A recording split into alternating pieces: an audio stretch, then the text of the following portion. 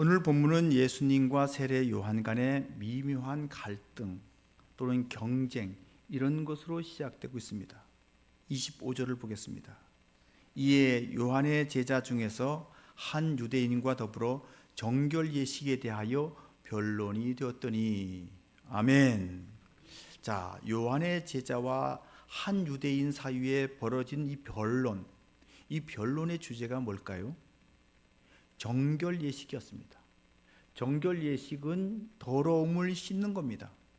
제사장이 성소에 들어가기 전에 정결 예식을 치렀습니다. 성소 입구에 물두멍이 있는데 그 물로 손과 발을 씻고 성소로 들어가는 것입니다. 이것은 물리적으로는 손과 발을 씻는 것이긴 하지만 영적으로는 죄를 씻는 의미를 가지고 있습니다.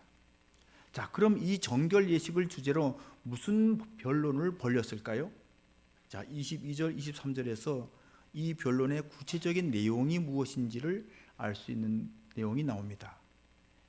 먼저 읽어봅니다. 그 후에 예수께서 제자들과 유대 땅으로 가서 거기 함께 유하시며 세례를 베푸시더라.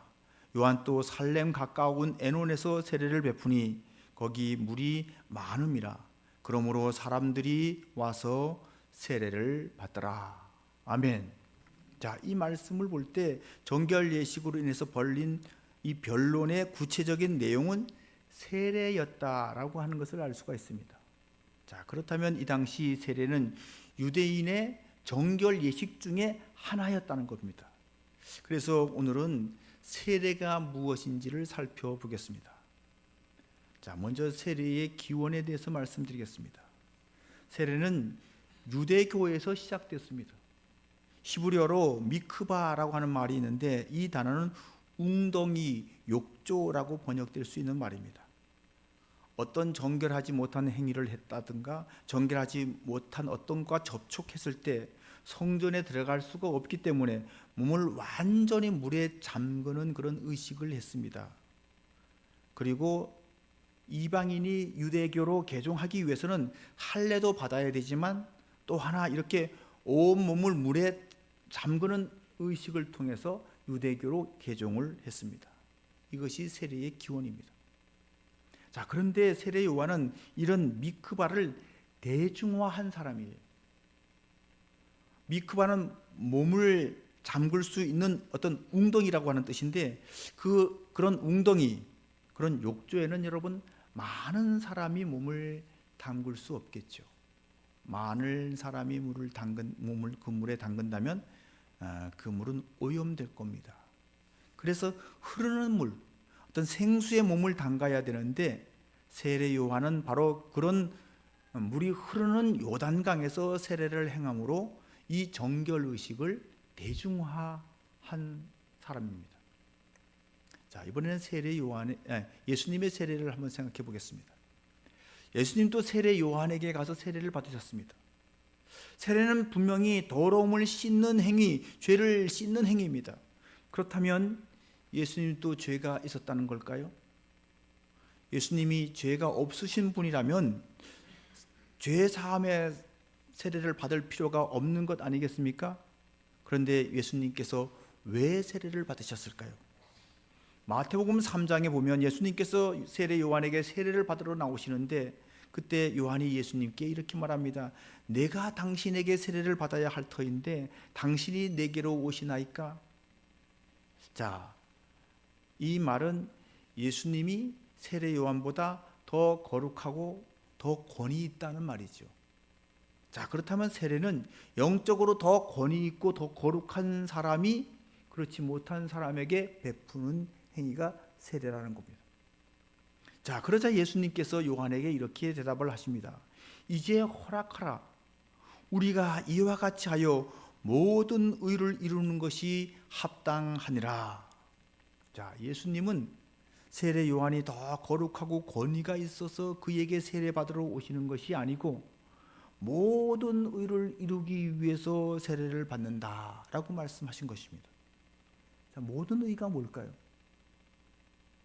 모든 의란 전 인류의 의가 아닐까요? 모든 사람이 죄사함을 얻고 누려야 할 의, 바로 공공의 의, 내가 죄사함을 얻고 내가 의롭게 되는 것이 아니라 모든 사람의 의를 이루어야 하기 때문에 예수님은 세례를 받으셔야 한다라는 말씀입니다. 그러면 어떻게 예수님께서 세례를 받으시는 것을 통해서 모든 인류가 의롭게 되는 그 의를 이룰 수가 있을까요? 어떻게? 자, 마태복음 3장 16절 17절에 보니까 이렇게 말씀했습니다. 예수께서 세례를 받으시고 곧 물에서 올라오실새 하늘이 열리고 하나님의 성령이 비둘기같이 내려서 자기 위에 임하심을 보시더니 하늘로부터 소리가 있어 말씀하시되 이는 내 사랑하는 아들이요 내 기뻐하는 자라 하시니라. 여러분, 하나님의 아들이라고 하는 말이 지금은 우리가 보편적으로 다 하나님의 아들, 하나님의 자녀라고 그렇게 말하지만 예수님 시대에 하나님의 아들이라고 하는 말은 함부로 쓸 수 있는 말이 아니었습니다. 예수님께서 왜 십자가를 지신지 아십니까? 자신이 하나님의 아들이라고 했기 때문에 십자가를 지신 거예요. 신성모독죄로. 하나님의 아들, 신의 아들, 이 말은 여러분 황제나 왕에게나 해당되는 말이었습니다. 다시 말해서 신의 대리자라는 말입니다. 그러니까 예수님이 받으신 세례는 하나님의 대리자로 하나님께서 인정하신 사건이라는 거예요. 그래서 하늘에서 음성이 들린 거예요. 이는 내 사랑하는 아들이다. 다시 말해서 예수님께서 세례를 받으심으로 온 인류의 대표자가 되었다는 겁니다.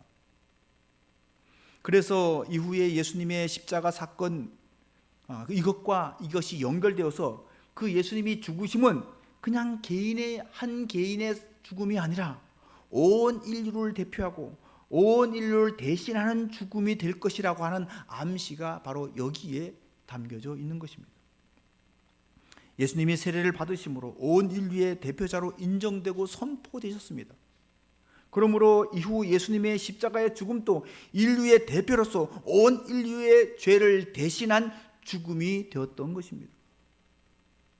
그래서 우리가 받는 세례는 곧 그분의 십자가와 연결됩니다.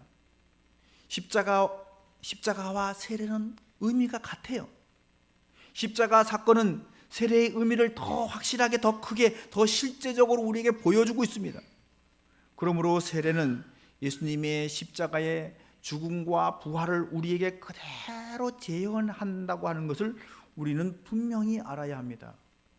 그래서 세례가 의미하는 바가 무엇인지 세 가지로 이렇게 정리할 수가 있을 것입니다. 첫째는 구약의 전통을 그대로 계승하는 죄사함의 의미가 있습니다. 세례는 죄를 씻는 행위입니다. 우리를 거룩하고 성결하게 하는 행위입니다. 죄를 씻어내고 죄에서 돌이켜서 새 사람으로 산다는 그런 의미를 분명히 가지고 있습니다. 그런데 여러분, 죄가 물로 씻겨집니까? 죄가 물로 씻겨지는 것이 아니라 예수 그리스도의 피로 씻겨지는 겁니다. 그래서 이게 십자가와 연결되는 것입니다.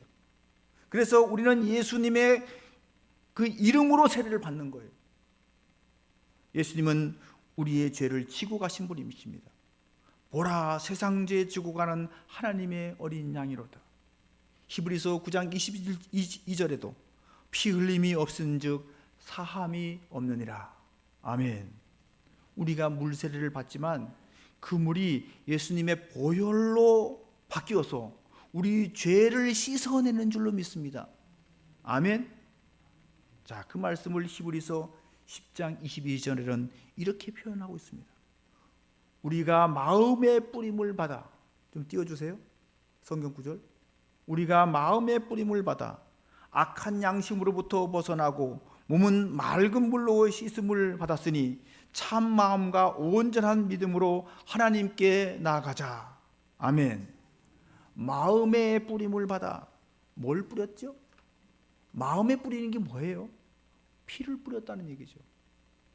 마음에 예수 그리스도의 보혈을 뿌렸다는 것입니다. 그런데 이것을 몸에 적용할 때는 뭐라고요?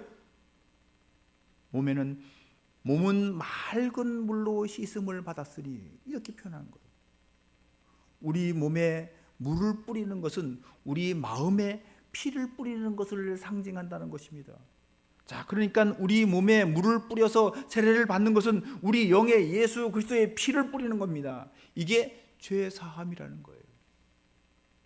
사랑하는 성도 여러분, 여러분 다 세례 받으셨지요? 아멘. 여러분 몸에 물이 뿌려졌지요? 여러분 영혼에는 예수 그리스도의 보혈이 뿌려진 줄로 믿습니다. 아멘.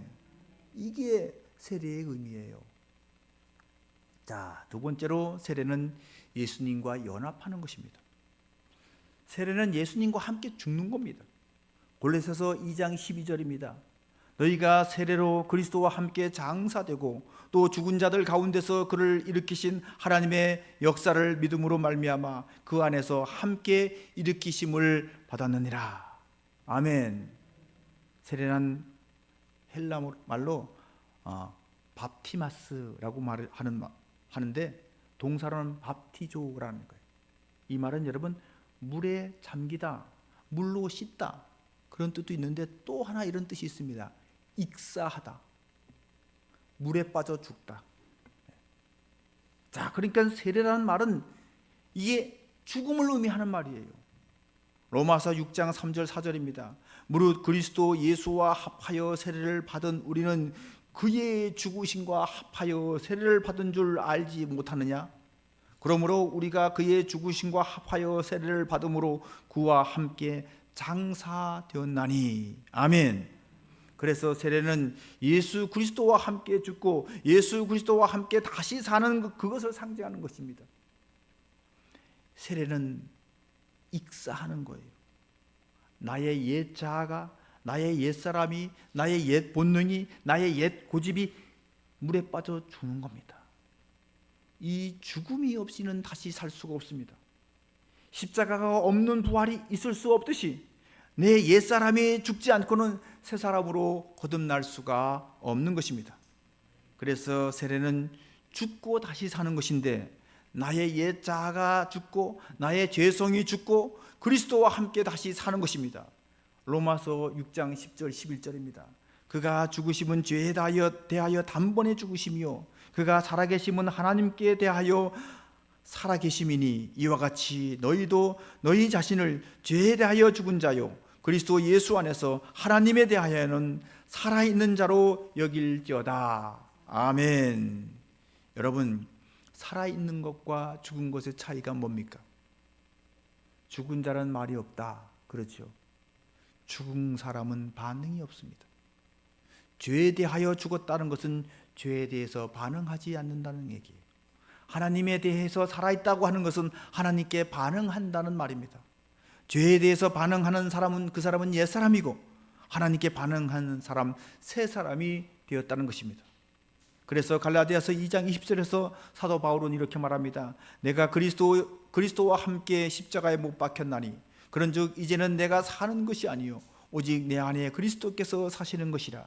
이제 내가 육체 가운데 사는 것은 나를 사랑하사 나를 위하여 자기 자신을 버리신 하나님의 아들을 믿는 믿음 안에서 사는 것이라. 아멘. 자, 이렇게 우리는 예수님과 연합되어서 새 사람 되었습니다. 아멘.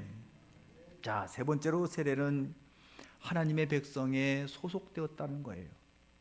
세례는 하나님 나라 공동체의 구성원이 되었다는 것을 하는 것을 선포하는 퍼포먼스입니다. 현실에 이 땅에서 이것을 적용한다면 교회의 구성원이 되는 것입니다. 그러니까 세례는 교회 구성원으로 들어가는 인문인 것입니다. 구약에서는 할례가 하나님 백성이 되는 일종의 어떤 예식 표식이었습니다. 신약에 와서는 그것이 세례로 바뀐 것입니다. 골로새서 2장 21절입니다. 또 그 안에서 너희가 손으로 하지 아니한 할례를 받았으니 곧 육의 몸을 벗는 것이요 그리스도의 할례니라. 아멘. 이 말씀은 여러분 세례를 설명하는 겁니다. 세례를 그리스도의 할례라고 표현하고 있습니다. 할례가 구약 시대에서 하나님의 백성이 된 표식이라고 한다면 신약에서는 세례가 하나님의 백성 되는 표식이라는 거예요. 아멘. 자, 세례가 이런 세 가지 의미를 가지고 있는데 오늘 본문은 이 세례 때문에 예수님 공동체와 세례 요한의 공동체 간에 아주 미묘한 긴장, 갈등, 경쟁 이런 것이 보이고 있습니다. 26절을 읽어보겠습니다. 그들이 요한에게 가서 이르되 랍비여, 선생님과 함께 요단강 저편에 있던 이 곧 선생님이 증언하시던 이가 세례를 베풀매 사람이 다 그에게로 가더이다. 아멘. 자, 우리가 앞에서 보았듯이 세례는 세례 요한이 창안해낸 의식은 아니지만 세례 요한에 의해서 대중화되었습니다. 세례를 통해서 사람들이 회개하고 뭔가 결단하고 그 세례를 베푼 사람의 공동체 속에 들어갑니다.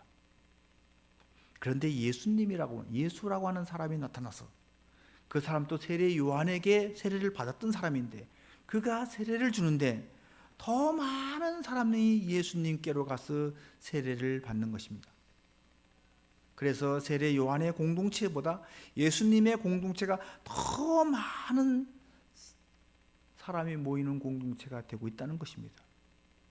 그로 인해서 세례의 원조인 세례 요한의 공동체로 오는 사람은 점점 약화되고 줄고 있다는 거예요. 그래서 세례 요한의 제자들이 화가 났습니다. 세례의 경쟁자가 생긴 것이죠. 자기들이 원조인데 자기들의 특허권을 오늘날로 말하면 침해했다는 거죠. 자, 여기서 우리가 좀 짚고 넘어가야 할 것이 있습니다. 자, 그것은 예수님이 직접 세례를 베풀었느냐 아니면 예수님의 세례는 예수님의 제자들이 베푼 것이냐 하는 문제입니다. 22절을 읽어봅니다. 그 후에 예수께서 제자들과 유대 땅으로 가서 거기 함께 유하시며 세례를 베푸시더라. 이 말씀을 보면 예수님이 직접 세례를 베푸신 것처럼 보일 수 있습니다. 그런데 4장 2절에 보십시오. 4장 2절에 보면 이렇게 말씀하고 있습니다. 예수께서 친히 세례를 베푸신 것이 아니요 제자들이 베푼 것이라. 아멘.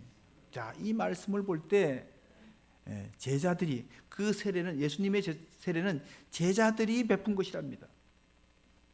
자, 세례 요한은 왜 예수님께서 직접 세례를 베푼 것이 아니라 제자들이 베푼 것을 이렇게 강조하고 있을까요? 사도 요한이 이 요한복음은 왜 그것을 강조하고 있을까요? 예수님은 세례 요한과 경쟁하지 않았다는 것을 강조하고 있는 것이 아닐까요? 오히려 세례 요한이 예수님의 제자들과 경쟁하고 있는 겁니다. 다시 말해서 세례 요한은 예수님의 제자들과 동급이라는 거죠. 경쟁이 되면 거의 동급이어야 경쟁하는 거죠. 여러분, 예수님은 하나님이세요. 예수님은 누구와 경쟁의 대상이 될 수 있는 분이 아니십니다. 제자들끼리는 서로 경쟁하고 시기하고 질투하고 그럴지라도 예수님은 그러지 않는다는 것입니다. 아니, 그럴 필요가 없다는 것입니다.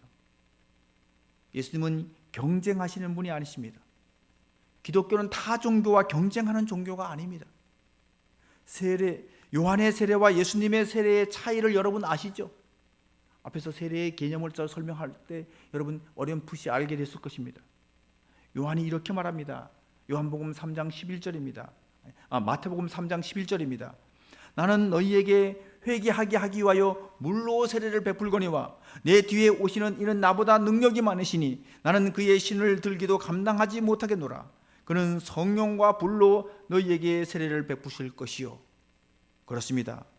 세례 요한의 세례는 회개하라, 결단하라, 그거밖에는 할 것이 없습니다. 그런데 여러분 생각해 보십시오.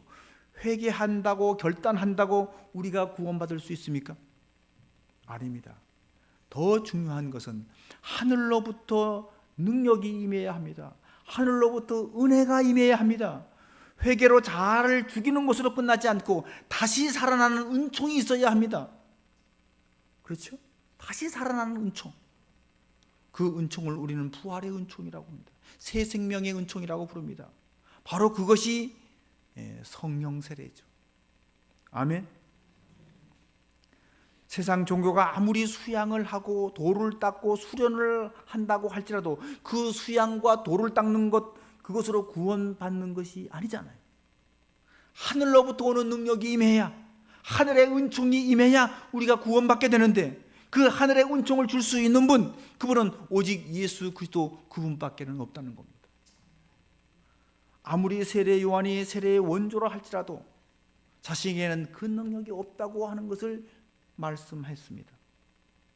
그 능력은 십자가에서 죽으시고 부활하신 예수님께 있다는 사실을 분명히 그는 알았기에, 세례는 십자가와 부활 사건이 없이는 의미가 없다는 거예요.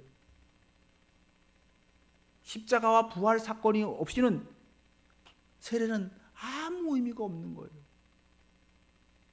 그 십자가와 부활 사건 없이 물에 들어갔다 나오기만 한 그 사건은 아무런 능력이 없다는 것을 알았기 때문에 세례 요한은 이렇게 말하는 겁니다. 그래서 요한이 시기 질투심에서 호소하는 제자들에게 이렇게 말하지요. 27절입니다. 요한이 대답하여 이르되 만일 하늘에서 준 바 아니면 사람이 아무것도 받을 수 없느니라. 하늘에서 주는 것이 있어야죠. 내가 세례를 받는다고, 물 세례를 받는다고 그것이 되는 것이 아니라 하늘에서 주시는 것.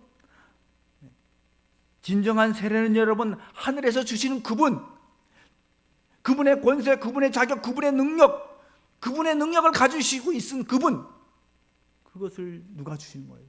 예수님이 주시는 거예요. 세례 요한은 예수님이 세례 받으실 때 이는 내 사랑하는 아들이요 내 기뻐하는 자라라고 하는 하늘의 음성을 분명히 같이 들었습니다. 이건 하나님께서 그렇게 예수님을 그렇게 인정하신 하나님이 주시는 권세고 능력인 거예요. 아멘. 자, 그래서 28절에 보니까 이렇게 말합니다. 내가 말한 바 나는 그리스도가 아니요 그의 앞에 보내심을 받은 자라고 한 것을 증언할 자는 너희니라. 아멘. 자, 그렇게 시기 질투하지 말고 오히려 그분이 그리스도라고 하는 것을 너희가 전해야 하지 않겠느냐? 나도 이미 그렇게 너희들에게 말했는데 왜 너희들은 나의 가르침을 잊어버리고 시기와 질투에 빠져서 그런 헛소리를 하고 있느냐? 이렇게 제자들을 책망하고 있는 것입니다. 사도 바울도 자기와 경쟁하는 다른 전도자들을 경험했습니다. 바울보다 더 능력 있게 전도한다고 하는 것을 자기들이 자랑하고 바울을 이기기 위해서 전도하는 사람들이 있었다는 겁니다. 그들을 향해서 사도 바울은 이렇게 말합니다. 그러면 무엇이냐? 거칠애로 하나 참으로 하나 무슨 방도로 하든지 전파되는 것은 그리스도니 이로써 나는 기뻐하고 또한 기뻐하리라. 아멘. 바울을 이기기 위해서, 바울을 향한 시기와 질투심에서 복음 전하는 바로 그 사람들, 그들을 향해서 나는 오히려 기뻐하고 기뻐한다는 겁니다. 왜냐하면 그들을 통해서, 그들의 그 시기심과 질투를 통해서도 복음이 전파되기 때문에, 그리스도가 전파되기 때문에. 아멘. 사랑하는 성도 여러분, 시기, 질투, 경쟁보다 더 우선해야 할 것은 주님의 증인되는 것인 줄로 믿습니다. 시기, 질투심, 이것을 통해서라도 전도가 되고 복음이 전파된다면 여러분 기뻐할 수 있기를 바랍니다. 그런데 그것 때문에 복음 전파하는 것이 방해가 된다고 한다면 그것을 즉시 중단하고 그 시기, 질투, 경쟁심을 정리할 수 있기를 간절히 바랍니다. 오늘 30절이 이제 결론입니다. 그는 흥하여야 하겠고 나는 쇠하여야 하리라. 영어 성경에 보면 여기에 must become 이라고 하는 말이 들어있습니다. must become, 무슨 뜻입니까? 반드시 그렇게 되어야만 한다는 말이에요. 이 말은 그렇게 되었으면 좋겠다라고 하는 기대의 말이 아니에요. 그렇게 되었으면 좋겠습니다 하고 예수님을 축복하는 말이 아니에요. 이 말은 반드시 그렇게 될 것이고 그렇게 되어야만 한다는 거예요. 그렇습니다. 세례 요한은 역사 속에서 한순간 나타났다 사라지지만 예수님은 영원하십니다. 세례 요한은 예수님의 길을 예비하고 준비했지만 예수님은 영원히 기억되어야 할 분이십니다. 세례 요한은 세례라는 것을 대중화시키고 거기에 거의 창시하다시피 했지만 그의 세례로는 영혼을 구원할 수 없습니다. 그러나 예수님의 세례, 그 세례는 예수님의 십자가와 부활 사건을 통해서 예수님의 피를, 예수님의 삶을, 예수님 자신을 붓는 세례이기 때문에, 그래서 예수님 안에 잠기고 예수님의 삶을 쏟아붓는 세례이기 때문에 그 영혼을 구원할 수 있습니다. 아멘. 그래서 예수님이 흥하는 것이, 예수님의 세례가 온 세상에 전파되는 것이, 그것이 하나님의 뜻이고 인류 구원의 길이라는 것입니다. 이것을 정확하게 알고 있는 세례 요한을 향해서 예수님께서 이렇게 말씀하셨다는 것을 우리는 기억하죠. 마태복음 11장 11절입니다. 내가 진실로 진실로 너희에게 말하노니 여자가 낳은 자 중에서 세례 요한보다 큰 이가 일어남이 없도다. 아멘. 왜 세례 요한이 인류 역사상 가장 큰 자일까요? 세례 요한은 어떤 사심도 없이 어떤 사욕이나 자기 명예나 자기 영광을 추구하지 않고 오직 예수님의 길, 오직 인류 구원의 길, 오직 그 길만을 준비하고 예비하다가 사라졌기 때문입니다. 오늘 어린이 주일입니다. 천국에서 누가 크냐라고 하는 제자들의 질문에 예수님께서 이렇게 대답하셨습니다. 마태복음 18장 3절 4절입니다. 진실로 너희에게 이르노니 너희가 돌이켜 어린 아이들과 같이 되지 아니하면 결단코 천국에 들어가지 못하리라. 그러므로 누구든지 이 어린아이와 같이 자기를 낮추는 사람이 천국에서 큰 자니라. 아멘. 사랑하는 성도 여러분, 세례 요한은 예수님께서 말씀하신 것처럼 이런 겸손의 모델입니다. 자기를 부인하고 나를 따르라고 하는 예수님 말씀, 그 말씀보다도 먼저, 예수님보다 앞서서 예수님 말씀하시기도 전에 이미 이 말씀을 실천했던 사람이 바로 세례 요한입니다. 이런 어린아이와 같이 순수하고 겸손하고 이렇게 예수님만 높일 수 있는 저와 여러분이 될 수 있기를 주의 이름으로 축원합니다. 아멘. 기도하겠습니다.